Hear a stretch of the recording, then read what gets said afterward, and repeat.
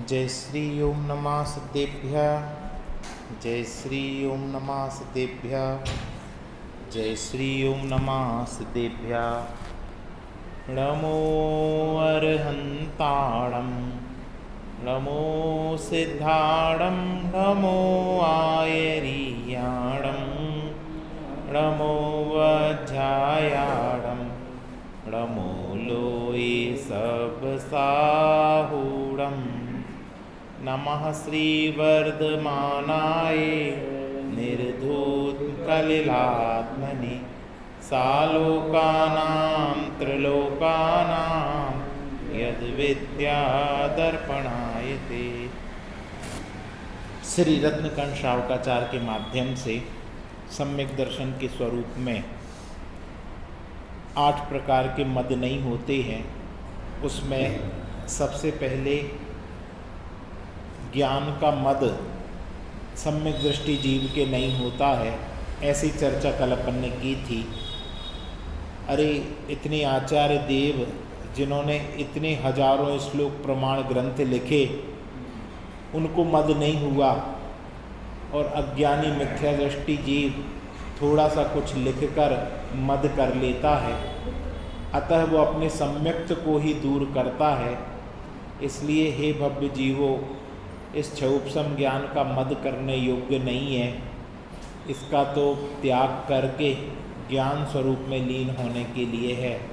ऐसी चर्चा कल अपन ने की थी। आज दूसरे नंबर का, तीसरे नंबर का जो मद है उसकी चर्चा करेंगे। दूसरा मद है पूजा मद, पेज नंबर 51। यह दूसरा पूज्यता का मद, ऐश्वर्य का मद सम्यक दृष्टि नहीं करता। यहाँ पूजा मद से भगवान की पूजा से मतलब नहीं है। यहाँ पूजा मद का मतलब है ऐश्वर्य, प्रतिष्ठा। ये राज्य, ऐश्वर्य आत्मा का स्वभाव नहीं है, कर्मों का किया है, विनाशिक है, पराधीन है, दुर्गति का कारण है।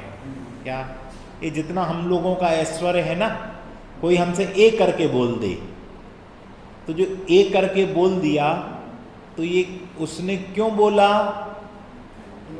कि आपके अपयश कीर्ति कर्म के उदर के कारण ए करके बोलता है, और आपको सम्मान देकर बोलता है तो आपके यश कीर्ति कर्म के उदर के कारण सम्मान देके। और हम किसकी गलती देखते? इनने हमसे ए करके बोल दिया। पहले तो ये हमसे सम्मान करके बोलते थे। भैया उस बेचारा तो पामर भोला जीव, उसको आपके कर्म के उदय के कारण ये शब्द बोलने पड़ते हैं। कोई आपका अपयश नहीं कर सकता, कोई आपका यश नहीं कर सकता, और आपके इस यश अपयश से आत्मा को कुछ लेना देना नहीं है। क्या कोई मान दे, कोई अपमान करे, ज्ञानी तो इन दोनों में भिन्न रहती है, मग्न रहती है। क्या कहा? मेरा ऐश्वर्य तो अनंत चतुष्टयमय, अक्षय, अविनाशी, अखंड, सुखमय है। मेरा ऐश्वर्य क्या है? कोई एक ऐश्वर्य आपका होगा, या तो ये लोक व्यवहार में वैभव होगा, या अनंत चतुष्टयमय, अक्षय, अविनाशी, अखंड, सुखमय। ये ध्यान के सूत्र हैं। मैं कैसा हूं? मैं ऐश्वर्यवान हूं, अनंत चतुष्टयमय हूं, अक्षय, मेरा क्षय नहीं होता, अविनाशी, मेरा विनाश नहीं होता, अखंड, मैं खंड रूप नहीं होता, और सुखमय है। ये क्या है? ये मेरा वैभव है, ये ऐश्वर्य है। अगर मद करना है तो इसका करो, अपने स्वभाव का जो अविनाशी है।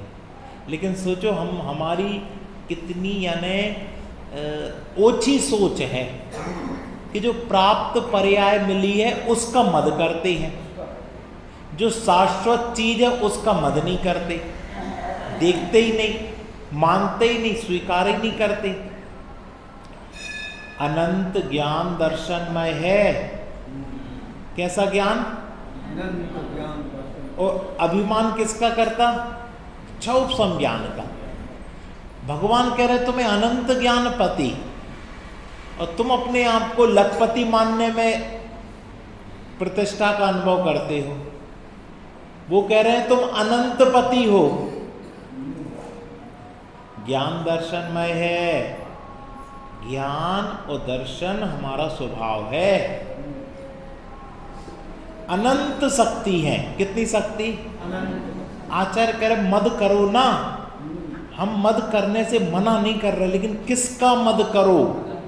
जो तुम्हारा है। कोई सड़ी गली चीजों का मद करता? किसी की टूटी चप्पल हो, वो मद करेगा, देखो ये टूटी वाली जो चप्पल है ना, ये मेरी है, ये घिस गई है ना चप्पल, ये 1 साल से चला रहा हूं मैं और घिस गई है, ये मेरी। ऐसा कोई करता? तो यही तो कर रहे हैं। ये क्षौपसम ज्ञान का मद करते हैं, लखपति करोड़पति का मद करते, ये चमड़ी का मद करते, ये काली गोरी है, ये सुंदर है, ये कुरूप है, इसका मद करते। थोड़े से धन मिल जाए तो उसका मद करते, घर का मद करते, आजीविका का मद करते, जो विनाशिक है, जाने वाली है, स्थिर नहीं है। आत्म कल्याण के लिए ध्रुव फंड नहीं, ध्रुव दृष्टि चाहिए। जब हमारे गुरु ऐसा बचाते हैं तो भी हम ध्रुव फंड पे दृष्टि रखें। ऐसा लगता है एक ध्रुव फंड बनाओ, 1 करोड़ रुपए का ध्रुव फंड बनाओगे तो हर महीने कितने पैसे मिलेंगे? 1 लाख रुपए। अब तो साधना हो जाएगी कि नहीं? अब 1 लाख रुपए महीने आते हैं, हमें कोई टेंशन नहीं, हम तो अपनी साधना कर रहे हैं। साधना शुरू हो पाएगी? क्यों? ध्रुव फंड से साधना नहीं, लेकिन सोच तो यही है कि नहीं, बस 1 महीने की इनकम होती जाए, 1 लाख रुपए महीने। फिर पता है आप क्या करोगे? आप 1 लाख खर्च तो कर नहीं पाओगे, 10,000 खर्च कर पाओगे, बहुत करोगे तो। अब क्या टेंशन हो जाएगी? 90,000 का क्या करें, इनको कहाँ लगा दें, चोर ना चुरा ले जाए, चोरियां बहुत होती हैं, कहाँ कर दें 90,000। अब वो ध्रुव दृष्टि कर पाएगा? और एक मुनिराज हैं जिनकी ध्रुव दृष्टि है और वो जंगल में बैठे हैं। अब चोर क्या चुराएगा? क्या चुरा ले चोर? ये सब खुला है हमारा। तो ये है ध्रुव दृष्टि। जिसकी दृष्टि ध्रुव पर हो उसे ध्रुव फंड की आवश्यकता नहीं। फिर साहब भोजन की व्यवस्था, रहने की व्यवस्था, खाने पीने की व्यवस्था, वो पुण्य का उदय करेगा ना। नौकर चाकर लगे हैं। श्रेणिक जी क्या बोलते थे? कौन करेगा? भूल गए? छोटू करेगा ना। हमें विश्वास ही नहीं है। वो सब लगा है आपकी व्यवस्था करने में, आपको मान देने में और अपमान देने में भी। अपमान कौन करता? कर्म का उदय। मान कौन करता? कर्म का उदय। मेरे को क्या लेना देना? मस्त रहो। ज्ञानी मस्त रहते हैं। सुख आते हैं, दुख आते हैं, इन्हें आते जाते सुख दुख में हम मस्त रहते हैं, हम मस्त रहते हैं। कोई चला गया, चला जान दो, कोई आ गया, आ जान दो, हम मस्त रहते हैं। क्यों? मैं आने जाने वाला नहीं हूं। मैं कौन हूं? काकी। मैं कौन हूं? आने जाने वाला नहीं। कोई कल चला गया, जान दो, कोई आ गया, आने दो। मेहमान आए हैं, मेहमान चले गए। मैं सदा रहने वाला हूं, प्रसन्न रहो। नहीं तो घबराहट हो जाए व्यक्ति को, हमारा नंबर है। अरे भैया, हमें कहीं जाना ही नहीं, हमें अपने में रहना है। ये ऐश्वर्य, अपना ऐश्वर्य देखो, अपना वैभव देखो और मग्न रहो, नहीं तो ऐश्वर्य का मद कर लोगे और नहीं तो अपने ऐश्वर्य को देखकर आनंद करोगे। क्या लिखा? यह कर्मकृत महाउपाधि रूप आत्मा को क्लेशित करके दुर्गति में पहुंचाने वाला है। स्वरूप को भुलाने वाला ऐश्वर्य आत्मा का स्वरूप नहीं है। ये स्वरूप को भुलाने वाला ऐश्वर्य मेरा स्वरूप नहीं है। मेरा स्वरूप तो अनादि अनंत है, शाश्वत है, ध्रुव है, रहने वाला है। यह कलह का मूल, बैर का कारण, क्षणभंगुर परमात्म स्वरूप को भुलाने वाला, महादाह को उत्पन्न करने वाला दुख स्वरूप है। कौन सा दुख स्वरूप है? बाह्य ऐश्वर्य, बाह्य वैभव, बाह्य प्रभुता, बाह्य मान सम्मान। ये मान सम्मान हमारा हमसे मिलाने से रोकने वाला है। विचार करो, ये पूजा का मद है, ऐश्वर्य का मद जीव को अपने आप से मिलाने से रोकने के लिए कारण है। इसलिए इसका मद मत करो। हमें अच्छा लगा था ये कौन बनेगा करोड़पति आता, उसमें कई बार वो ऐसे लोगों को बुलाते हैं जो समाज के लिए काम कर रहे हैं।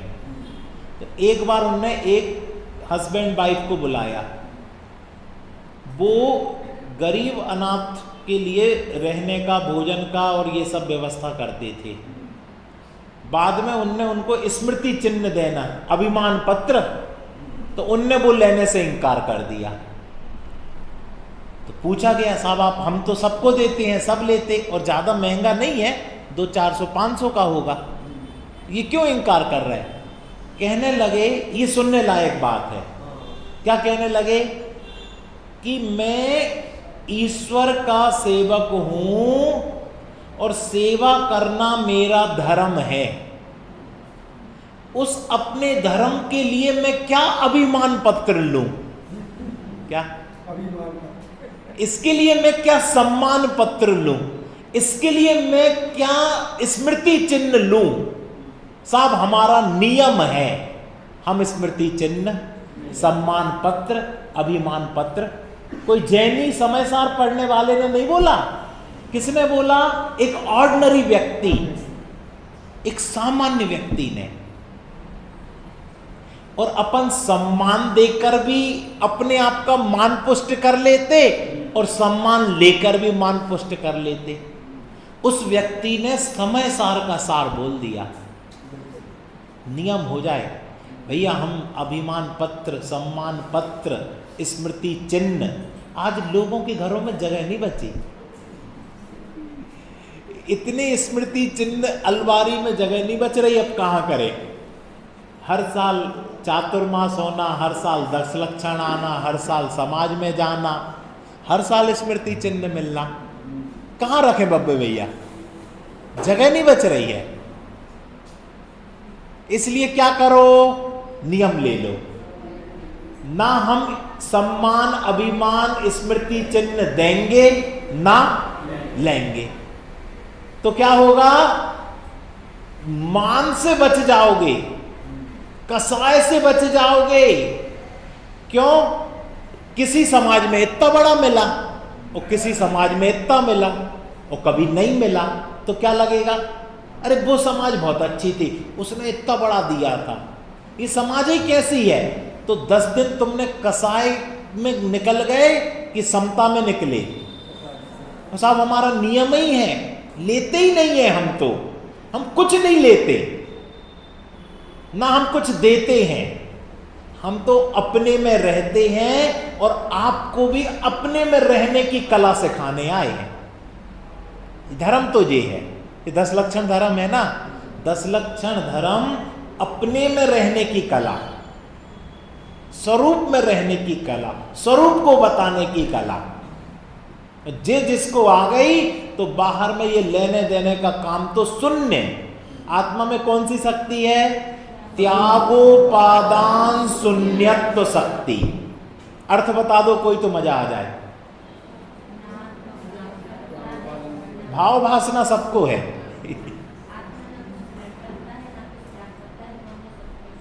आत्मा ना तो कुछ ग्रहण करता है, नहीं, पहले त्याग। हम लोग को त्याग है ना, 10 लक्षण पर्व में क्या त्यागा, ये सब हमारी लिस्ट है ये त्याग की। तो उस लिस्ट बनाने के पहले ये शक्ति पढ़ लेना। आत्मा में त्यागोपादान शून्यत्व शक्ति है। आत्मा ना तो किसी का त्याग करता है और ना ही किसी का ग्रहण करता है। अब करो त्याग तुम, अब करो त्याग। क्या क्या कर रहे हो? भैया मैंने पर का कुछ ग्रहण ही नहीं किया, यही तो मिथ्यात्व है। क्या मिथ्यात्व है? कि हमने अपने आप को, साहब मैं 1 लाख रुपए त्याग करता हूं, कम है, 1 करोड़ रुपए त्याग करता हूं, अब तो ठीक है। एक व्यक्ति ने, कल की घटना कब की पता नहीं, 21,000 करोड़ रुपए त्याग किए हैं। कितने? और कबाड़ा से व्यापार शुरू किया था, बाद में माइंस के व्यापार में आ गया और धातु के व्यापार में अग्रवाल जैन, और फिर उसने अपने परिवार से बहुत समय में सामंजस्य बिठाकर अपने जीवन की 75% धनराशि को त्याग और दान में, परोपकार में लगाएगा। शिक्षा के क्षेत्र में, एजुकेशन के क्षेत्र में, सब में। कितनी राशि? 21,000 करोड़। अच्छा है कि नहीं? पहले उससे पूछो ये 21,000 करोड़ तुम्हारे थे कि नहीं थे, जिनको तुमने त्याग कर दिया? हम भी कुछ त्याग कर देते। 10 लक्षण में सब त्याग करेंगे। कोई 1,000, 5,000, 10,000, 20,000, 25,000, लाख, 2 लाख, 5 लाख, 10 लाख, इससे ज्यादा तो नहीं। ये बताओ ये तुम्हारे थे कि नहीं? अगर तुम मानो ये मेरे पैसे हैं तो तुम्हारा त्याग शून्य हो गया। क्यों? क्योंकि तुम उनको ग्रहण ही नहीं कर सकते थे, वो तुम्हारे हो नहीं सकते। उनकी जाति न्यारी है, उनकी सत्ता न्यारी है, उनकी प्रकृति न्यारी है, उनका स्वरूप न्यारा है, उनका धर्म न्यारा है, तुम्हारा धर्म न्यारा है। फिर तुम कैसे? ये तो चोरी हुई। मैं आपकी जेब में से पैसे निकाल कर दान कर दूं तो ये चोरी है कि नहीं? मैं आपके में से 2,000 रुपये निकालूं और दान कर दूं, बब्बे भैया, अच्छा लगेगा? मैं आपकी तरफ से 10,000 रुपये बोल दूं, बब्बे भैया की तरफ से 10,000 रुपये, अच्छा लगेगा? अच्छा लगेगा कि नहीं? नहीं लगेगा। तो हम यही तो करते। 10,000 रुपये हमारे दान, तुम्हारे कब हुए? कहां रखे थे? विचार करो, प्रैक्टिकल करो भैया। 10,000 हमारी तिजोरी में रखे थे, हम अपनी अलमारी से लाए, हमने न्याय नीति से कमाए, तो तुम्हारे तुम दान नहीं कर सकते। और तुम्हारे नहीं है तो तुम्हें क्या अधिकार दान देने का? और दान कर दो तो भी ठीक, मान करने का, त्याग करने का। पहले कमाने का अभिमान, फिर रखने का अभिमान, फिर त्याग का अभिमान। यह है ऐश्वर्य मद, पूजा का मद। अब जो 1 लाख हमने 10 लाख दान कर दिए तो हम नाम बोलो, नाम बोलो, फिर प्रशस्ति पत्र दो, फिर सर्टिफिकेट दो, फिर रसीद दो, फिर वो हम संभाल के रखें, फिर हम देख देख कर अभिमान करें। हम नहीं देते तो कैसे होता? लौकिक व्यवस्था ठीक है, लेकिन लौकिक व्यवस्था से मनुष्य भाव तो बर्बाद नहीं कर देंगे। सोच तो नहीं बदलना। लौकिक व्यवस्था के लिए हम अपने अमूल्य मनुष्य भाव जो किंचित कम समय के लिए बची है, अब तो हम सम्यक तत्वाभ्यास करें कि भैया हम देने के कर्ता नहीं है, न लेने के कर्ता हैं, क्योंकि वो मेरी वस्तु नहीं है। मैं परद्रव्य को कैसे दे दूं? पर का परिणमन स्वतंत्र अपनी योग्यता से क्षेत्र से क्षेत्रांतर हो रही है, इसमें मैं कैसे अपना नाम लिख दूं? कैसे अपना नाम लिख दूं और कैसे उसमें बड़वारी करवा लूं, तालियां बजवा लूं? ये तो लौकिक में हिंदू कवि ने लिख दिया क्या? देनहार कोई और है, देवत है दिन रैन, लोग भ्रम हम पे करें ताते नीचे नैन। भैया ये धन देने वाला कोई और है, उनका कोई और है, अपने यहां कर्म है, और वो दे रहा है दिन रात जितना उसको देना है, और ले रहा है जितना उसको लेना है, और हम भ्रम कर रहे हैं कि मेरा है, इसलिए नैन नीचे है मेरे। कभी हमने नीचे नैन करके दान दिया? कैसे दिया? तन के, अकड़ के। नहीं देखो, ये ऐश्वर्य मद हमें नरक निगोद ले जाने वाला है। जितने अकड़ोगे, जितने अकड़ के दोगे ना, तो वो गति भी वैसे ही मिलेगी। यूकेलिप्टस का पेड़ कैसा रहता? अकड़ा खड़ा रहता सीधा। पहाड़ कैसा खड़ा रहता? अकड़ा बिल्कुल सीधा। तो तुमने धन भी दिया और अकड़ के दिया, तो अकड़ मुर्दा कैसा होता? अकड़ा रहता, फिर वो मुड़ता नहीं है, वो अकड़। अकड़ यानी मुर्दे को देख लो, मुर्दा अकड़ जाता है। यानी ये मुर्दे की क्वालिटी को तुमने अपनी क्वालिटी बनाई। और आत्मा कैसी रहती है? सॉफ्ट, सरल, सहज। विचार करो, अपनी क्वालिटी को भूलकर मुर्दे की क्वालिटी में अहंकार करते हैं। ये देख लो, अनेक जीव का महाआरंभ महापरिग्रह में अंधा करके नरक में पहुंचाने वाला। आप कह रहे होंगे अपने ही मन से बोलते जा रहे, क्या लिखा? महाआरंभ महापरिग्रह। आरंभ यानी क्या होता? आरंभ तो बता दो है?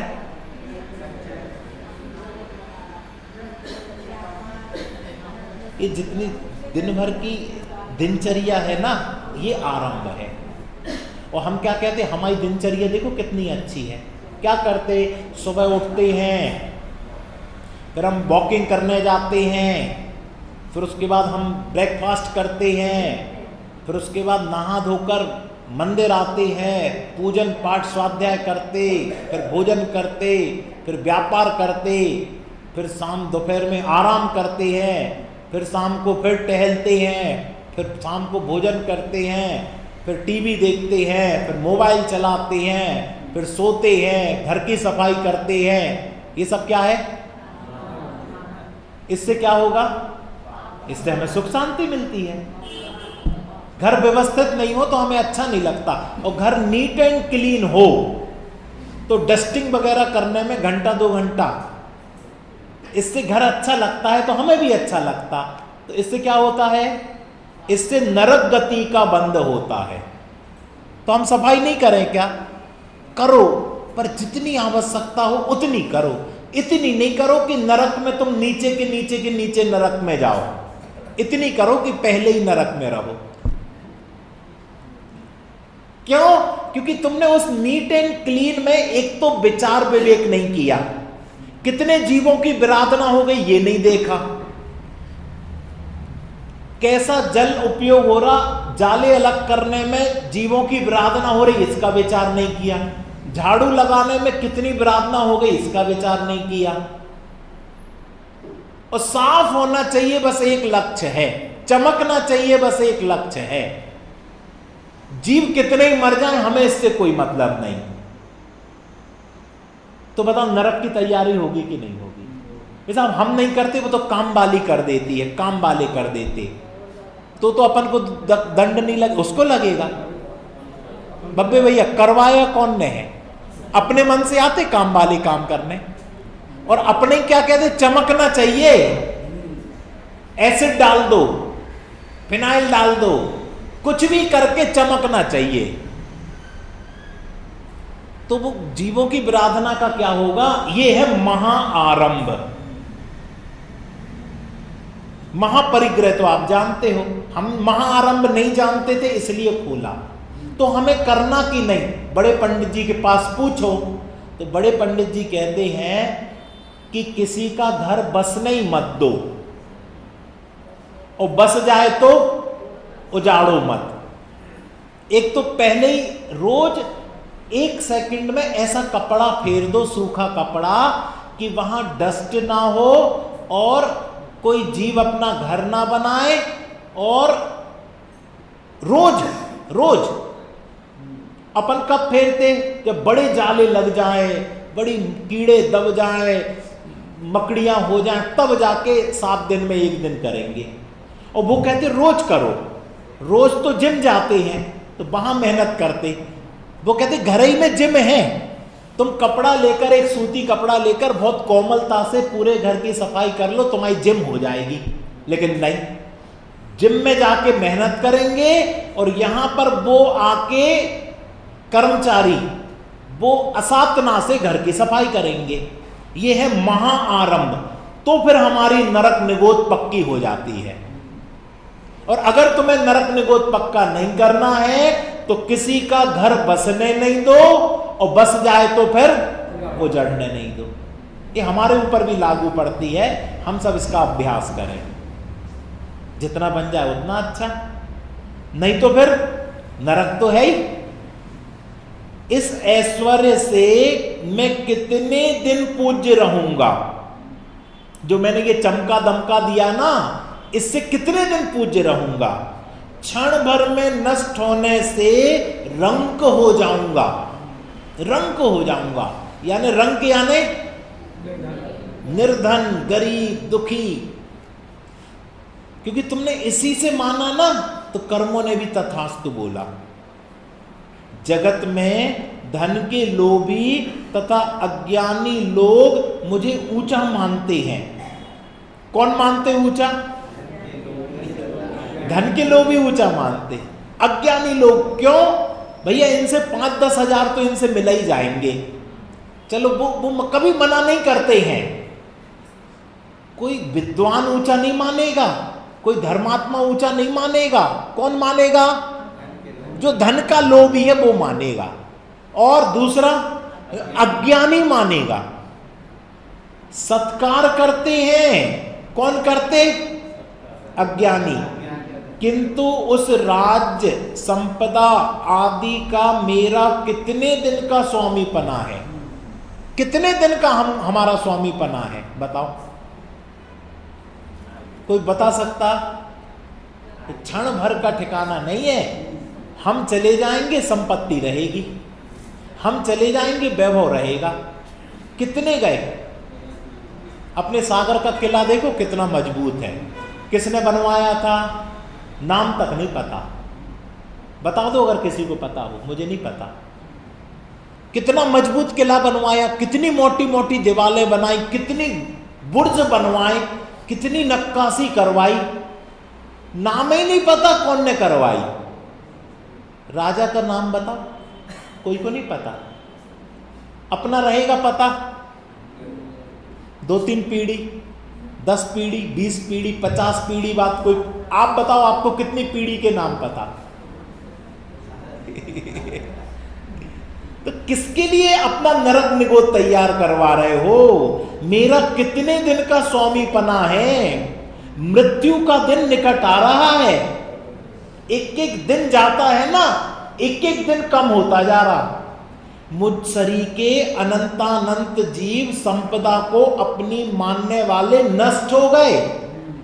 जिस संपदा को हम अपनी मान रहे, लड़ रहे, झगड़ रहे, कलुषित परिणाम कर रहे, रातों को नींद नहीं आ रही, दिन को चैन नहीं हो रहा, ऐसे मुझ सरीके जीव कहां हो गए? नष्ट हो गए, और संपत्ति वहीं रही आई। संपत्ति नष्ट नहीं हुई, जीव नष्ट हो गए। परमाणु मात्र भी परद्रव्य मेरा नहीं है। परिणामों को संभालो। एक द्रव्य दूसरे द्रव्य का कैसे हो सकता है? जब परमाणु मात्र मेरा नहीं, तो एक द्रव्य दूसरे द्रव्य का कैसे हो सकता? याद करो, तीर्थंकर कैसे थी उर्वशी सी अंगनाएं संगनी संसार की, श्री कुंथु जिन तृण सम तजी ली राह भवदधि पार की। हे कुंतुनाथ भगवान, उर्वशी जैसी अंगनाएं थी। कैसी थी? तो उनको सुख नहीं लगता था। स्वर्ग में इंद्र की रंभाएं जैसी सर्वांग सुंदर, और कितनी थी? प्रसम बताओ। 96,000। और एक नई बात पता चल गई। क्या? कि जीवन काल में 96,000 नहीं होती, एट ए टाइम होती हैं। जो बूढ़ी हो जाए वो चली जाती दीक्षा लेकर, उनके बदले फिर नई आ जाती। तो जीवन काल में कितनी होंगी? नहीं, 96,000 तो एट ए टाइम होंगी। 96 करोड़ से भी ज्यादा। क्यों? इनकी आयु, कुंथुनाथ स्वामी की आयु तो बहुत लंबी है, लेकिन जो उनकी रानियां हैं उनकी आयु कम रहती है। तो रानियां तो बूढ़ी हो जाती, वो बूढ़ी होकर उनका कोई वो नहीं, तो वो दीक्षा लेके चली जाती, तप वगैरह करती, और दूसरी नई आ जाती हैं। At a time 96,000। तो ये कितने भोग विलासी होंगे ना। आरंभ परिग्रह होगा, ये तो 7वें नरक जाएंगे ना। हाँ, अगर उसमें रहेंगे तो 7वें नरक जाएंगे, और अगर उसको अपना नहीं माना और तृण के समान छोड़ दिया तो मोक्ष जाएंगे। दोनों व्यवस्थाएं हैं। अगर उसी में रहे तो नरक तैयार है, और अगर उसमें रहकर भी उसमें अपनापन नहीं किया, उसमें भोक्ता बुद्धि नहीं की, उसमें अपनत्व बुद्धि नहीं की, ममत्व बुद्धि नहीं की, कर्तृत्व बुद्धि नहीं की, और सूखे तिनके के समान छोड़कर चले गए, तो वो मोक्ष के अधिकारी हैं। गजब, ऐसा है ये मद। परमाणु मात्र भी मेरा नहीं। इस पर्याय में कर्म कृत पर का संयोग रूप ऐश्वर्य है, सो दान, सम्मान, सील, संयम, दूसरे जीवों के उपकार में लगाने से ही प्रशंसा योग्य है। आपको जो चीजें मिली है ना, इनको दूसरों में लगा दो। आप देखो, हमने गणधर की गादी से उन व्यक्ति का नाम लिया। क्यों लिया? कि उसने 21,000 करोड़ रुपए सम्मान में लगा दिए। शिक्षा के क्षेत्र में, लोगों को आजीविका के क्षेत्र में, स्वास्थ्य के क्षेत्र में, धर्म के क्षेत्र में। तीन ही गति है धन की। कौन कौन सी? दान, भोग या नष्ट। दान कर लो, भोग कर लो, नहीं तो नष्ट तो होना ही है। इसलिए जीते जी कर लो जो करना हो, नहीं तो बच्चे भोग करेंगे।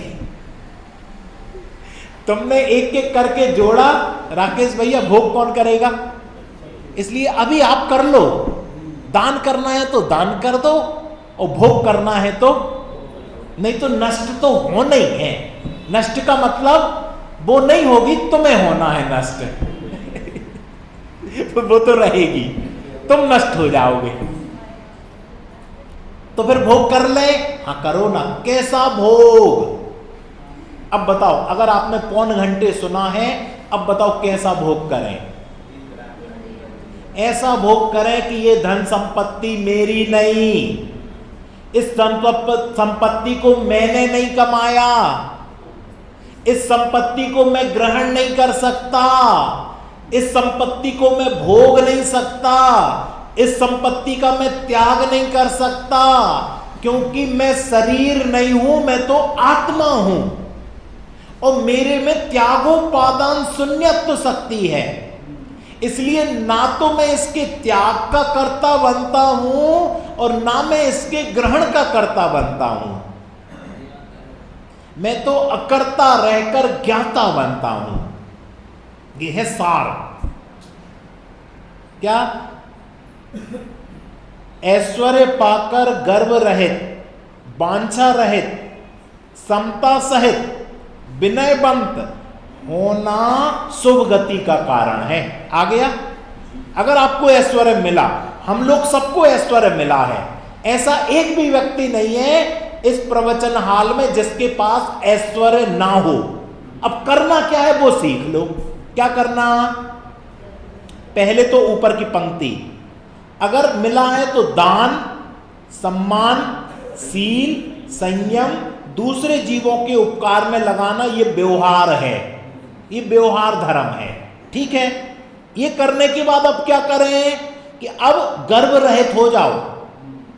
अब छपवाते मत फिरो, व्हाट्सएप पे मत वायरल करो, मैंने दान कर दिया, मैंने ध्यान कर दिया, मैंने त्याग कर दिया, ये मत करो। क्या करो? अब निश्चय गर्व रहित, वांछा रहित, समता सहित, विनयवंत होना शुभ गति का कारण है। और आगे, मिथ्या दर्शन जनित मिथ्या भाव जीव को अपना स्वरूप भुलाकर ऐश्वर्य में उलझाकर नरक में पहुंचा देता है। कौन पहुंचाता है? ये दर्शन मोह है ना, दर्शन मोह है। ये दर्शन मोह चाहता नहीं है कि आप सुखी हो, तो दर्शन मोह कुछ भीख दे देता है आपको। लाख, 2 लाख, करोड़, 2 करोड़, 2-4 प्लाट, 2-4 मकान, 2-4 दुकान, 2-4 गाड़ी, ये भीख दे देता है और आपको उलझाए रखता है कि ये तुम्हारा वैभव है, इनकी संभाल करो और नरक में पहुंचो, 84 लाख योनियों में पहुंचो। तुम देख ना लो अपने स्वरूप को कि ऐश्वर्यवान हो, वैभववान हो। इसलिए ये मिथ्या दर्शन जनित मिथ्या भाव जीव को अपना स्वरूप भुलाकर ऐश्वर्य में उलझाकर कहां पहुंचा देता? काले अक्षरों में लिखा है ये। और अपन भोले भाले जीव उसके चक्कर में फंस जाते। ऐसा दृढ़ श्रद्धान करता हुआ सम्यक दृष्टि पूज्य पने का, ऐश्वर्य का मद नहीं करता। उसको गालियां लगती हैं, तुम्हारी स्तुतियां उसको गालियां लगती हैं। क्यों? क्योंकि जिसकी तुम स्तुति कर रहे हो वो मैं नहीं हूं। तुम शरीर की करोगे, क्षोभसम ज्ञान की करोगे, भाषा शैली की करोगे, रूप रंग की करोगे, वो मैं नहीं हूं। ये गाली है। अन्य जीवों को अशुभ कर्म के उदय के बस निर्धनता से दुखी देखकर शुभ सामग्री सहित अशुभ सामग्री सहित देखकर अवज्ञा तिरस्कार नहीं करता, करुणा करता है। सम्यक दृष्टि गरीबों को देखकर मुंह नहीं फेर लेता, करुणा करता। क्यों करता? पंच परावर्तन में मैं क्या क्या नहीं बना। आज दिन भर में जितने लोग आपको मिलेंगे प्रैक्टिकल, आपको बस एक चीज करनी है। क्या करनी? क्या करना? क्या करना विनोद भैया? कोई कर्मचारी दुकान में है, पंच परावर्तन में मैं कर्मचारी बना।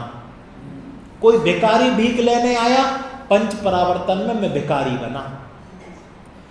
कोई सेल्समैन आया, पंच परावर्तन में मैं सेल्समैन बना। कोई लखपति आया, करोड़पति आया, पंच परावर्तन में मैं करोड़पति बना। देश का राजा बना, मंत्री बना। पंच परावर्तन, धोबी आया, मैं धोबी बना। बरौनी, मैं बरौनी बना। नाली साफ करने वाला, मैं वो बना। हर देखना पंच परावर्तन में मैं क्या क्या नहीं बना। इसलिए किसी से घृणा मत करो, किसी से घृणा मत करो, करुणा करो। हे भगवान, मैंने आत्म स्वरूप को भूलकर क्या क्या नहीं बना, क्या क्या नहीं बना।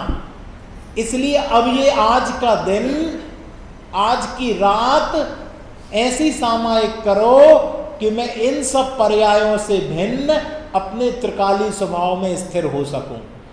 ध्यान में मन क्यों नहीं लगता? क्यों? क्योंकि हमें क्षणभंगुरता पता ही नहीं है। एक क्षण में जाके कहां पैदा हो जाके कुकरी सुकरी के पेट में। इसलिए 2 मिनट अपनी साधना करते हैं।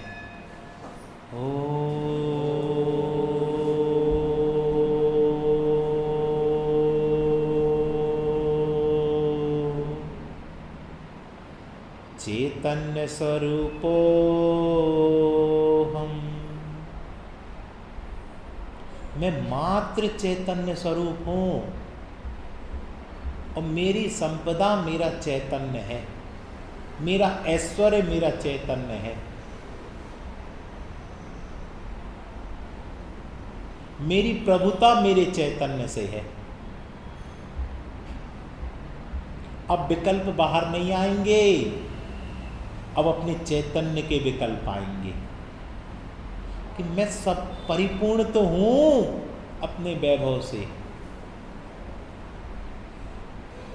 जानो, अपने आप को परिपूर्ण जानो।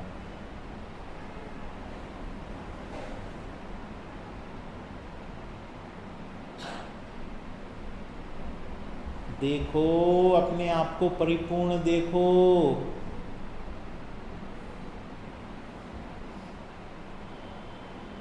अनुभव करो, परिपूर्णता का अनुभव करो। अभी करो, यहीं करो। यह मैं परिपूर्ण आत्मा हूं, अभी मैं परिपूर्ण आत्मा हूं, स्वयं मैं परिपूर्ण आत्मा हूं।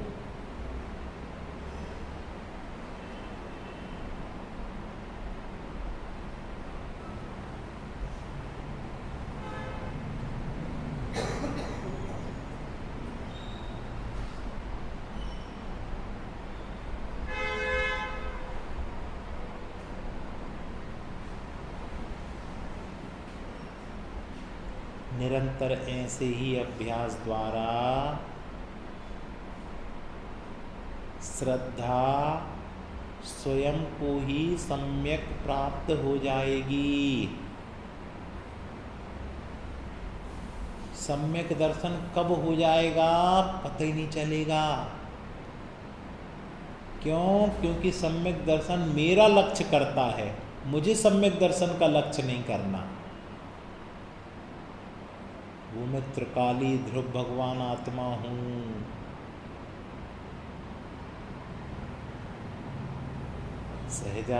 सहजानंदी शुद्ध स्वरूपी अविनाशी मैं आत्म स्वरूप। सहजानंदी शुद्ध स्वरूपी अविनाशी